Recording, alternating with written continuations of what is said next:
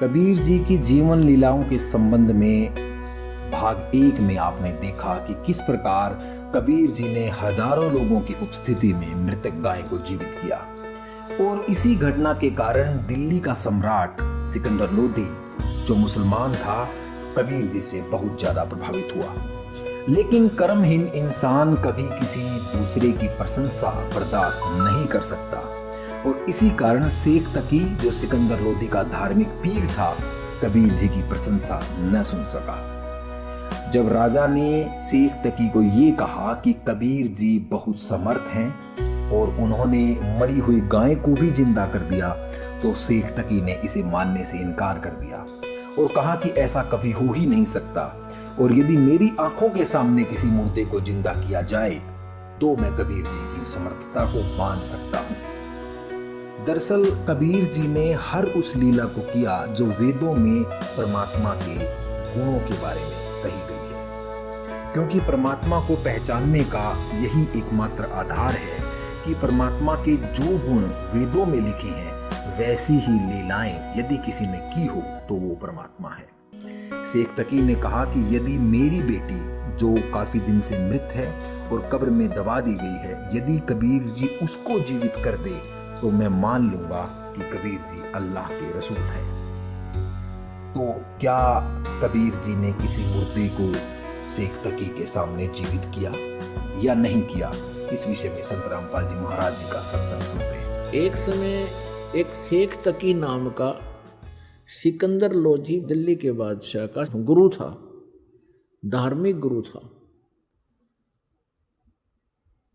और जब उसको ये पता चला कि सिकंदर लोधी के जलन का रोग कबीर जी ने ठीक कर दिया, परमेश्वर कबीर जी ने,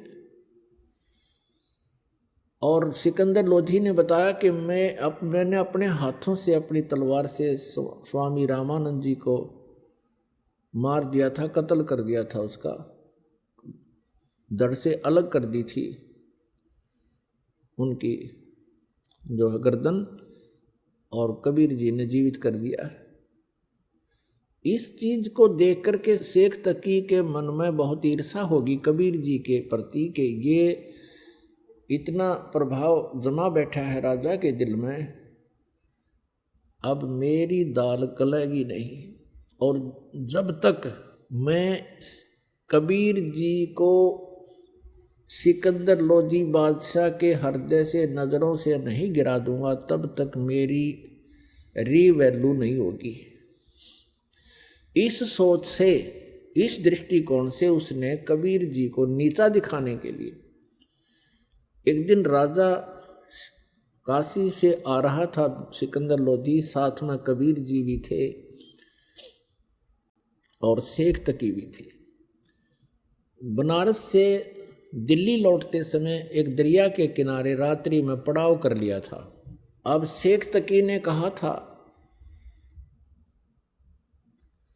शेख तकी ने कहा कि राजन मैं इसको तब मानूंगा कबीर को कोई शक्ति युक्त है, मेरे सामने कोई मुर्दा जीवित करके दिखा दे,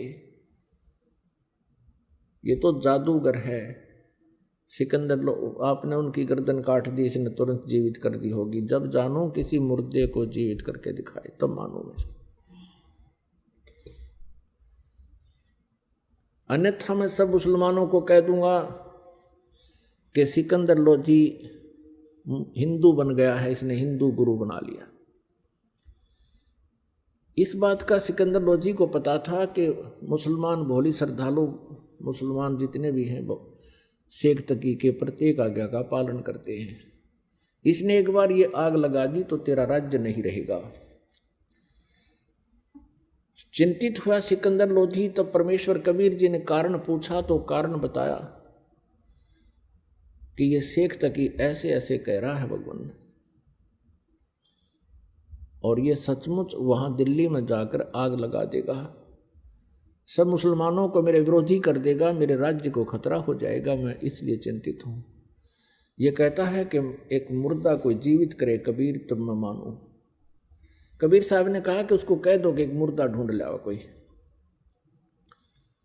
अब कहने का भाव ये है पुण्यात्माओं के मालिक की रजा क्योंकि वो अपने भक्त को टेंशन युक्त नहीं रहने देते कबीर परमेश्वर। सिकंदर लोधी को अत्यंत टेंशन होगी थी कि ये तो बात बिगड़गी, यो नहीं माना किसी तरह भी। बहुत कुछ समझाया था कि पीर जी देखो मेरे क्या हालत थी, मैं कितना दुखी था, जलन का रोग मुझे लगा हुआ था और मैं स्वस्थ हो गया। आप जी ने सब जंतर मंत्र कर लिए थे, सब वैद्यों को आपने बुला लिया था, मैं फिर भी स्वस्थ नहीं हुआ था। कबीर जी के आशीर्वाद मात्र से मैं स्वस्थ हो गया। अब मैं इसको कैसे हृदय से उतार दूं?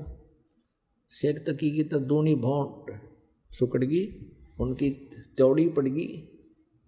ठीक है, तो इसी को मान ले, अपना गुरु मान ले इसको, मैं कह दूंगा मुसलमानों को। अब इतनी टेंशन होगी राजा को कि भाई बात बिगड़गी। तब परमेश्वर ने कहा कि चलो, उसी समय लीला हुई। वो तो कहते सोचल छिद्र मैं करूं अपने जन के काज, ऐसी हुई रजा दाता की कि कुछ कबीले ऐसे हैं वो न तो जमीन में गाड़ते मुर्दे को, न सहा करते, अग्नि में नहीं जलाते। वो क्या करते हैं, वो जल प्रवाह कर देते हैं। एक घास फूस का एक फ्लोटिंग बना करके एक बेड़ा सा तैरने वाला लकड़ियों का सूखा, और उसके ऊपर लिटा देते हैं सुसज्जित कपड़े कुपड़े साफ उनको उड़ाकर, और एक दीपक प्रज्वलित कर देते हैं और दरिया में अपने रीति रिवाज से उसको प्रवाह कर देते हैं। ऐसे जल प्रवाह किया हुआ एक मुर्दा आ रहा था। 12-13 वर्ष की आयु का शरीर था उस बच्चे का। अब सुबह सुबह सभी खड़े थे, कोई नहा रहा था, कोई भोजन बना रहा था। किसी ने देखा कि मुर्दा आ रहा है, तो शेख तकी ने कहा कि बुला ले तेरे कबीर को, कर दे मुर्दे को जिंदा। अब कबीर परमेश्वर जी ने कहा कि शेख तकी पहले आप प्रयत्न करो, कहीं बाद में ये कहे कि मैं भी कर देता इसको। शेख तकी ने किए जंतर मंतर, वो मुर्दा चला गया 2-3 फरलांग यानी 1800 फुट डाउन स्ट्रीम में, नीचे को जल बह रहा था उधर को। तब शेख तकी ने कहा कि ये चाहता था कबीर जी कि मेरे सिर से बला टल जाए, मुर्दे कभी जिंदे होते हैं, वो तो कयामत के समय होंगे। तब परमेश्वर कबीर जी ने कहा कि ठीक है। ऐसे इशारा किया था मालिक ने उस मुर्दे को जो जा रहा था, नु बह करके उसको ऐसे कर दिया, वो वापस चल पड़ा जैसे इंजन वाली नौका वापस चल पड़ती है दरिया के फ्लो के विपरीत, बहाव के विपरीत। ऐसे अप स्ट्रीम को और आ गया, और वहां आकर के रुक गया जहां कबीर परमेश्वर विराजमान थे, खड़े थे, आए है उपस्थित थे। मुर्दा से ऊपर रुका हुआ है जैसे नौका हो, और नीचे से दरिया की तरंगे बह रही हैं, लहरें। तब परमेश्वर ने कहा कि हे जीवात्मा, कबीर परमेश्वर जी ने कहा कि हे जीवात्मा जहां भी है कबीर हुक्म से इसमें प्रवेश कर, मुर्दे मर वापस आ जा तू।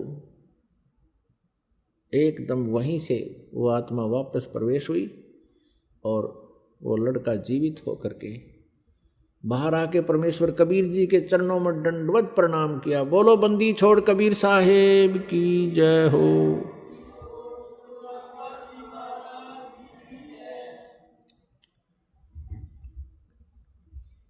अब सभी ने, उपस्थित व्यक्तियों ने कहा, क्योंकि सैकड़ों की संख्या में, हजारों की संख्या में अंगरक्षक सैनिक थे और राजा वीर सारे थे, तब उन्होंने कहा कि हे कबीर जी आपने तो कमाल कर दिया, लड़के का नाम कमाल रख दिया। और 12-13 वर्ष की आयु का पुत्र था, लड़का था किसी का, वो अपने पुत्र के रूप में परमेश्वर ने पाला पोसा। उस पुनर्जन्म प्राप्त प्राणी को भक्ति दी, अपने पास रखा पुत्र रूप में। ऐसे ही शेख तकी ने एक दिन कहा, भाई ये तो नई बात बनी, ये तो इसका तो जो नजरों से नहीं गिरा राजा के, तो उसने स्कीम बनाई अपने मुसलमानों से, सबसे मिलकर कहा कि भाई ये जादू जंतर करता है, और लड़का जो जल प्रवाह कर दिया गया था वो जीवित था, वो सदमे में था, और सदमे वाले कोई जादू जंतर करने वाले जीवित कर ही देते हैं। भाई इसको हम तब मानेंगे ये अल्लाह की जात है, इसमें कोई शक्ति है।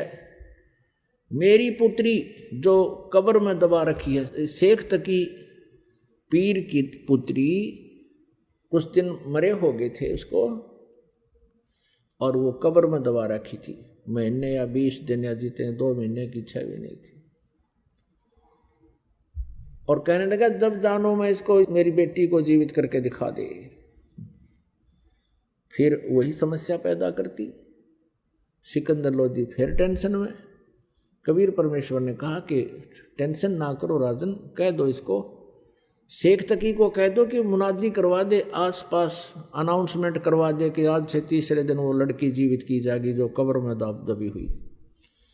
सब जगह डंडोरा मुनिवाद करवा दी, डंडोरा पटवा दिया, मुनादी करवा दी, अनाउंसमेंट करवा दी। कई हजार व्यक्ति आकर इकट्ठे हो गए उस निश्चित दिन को।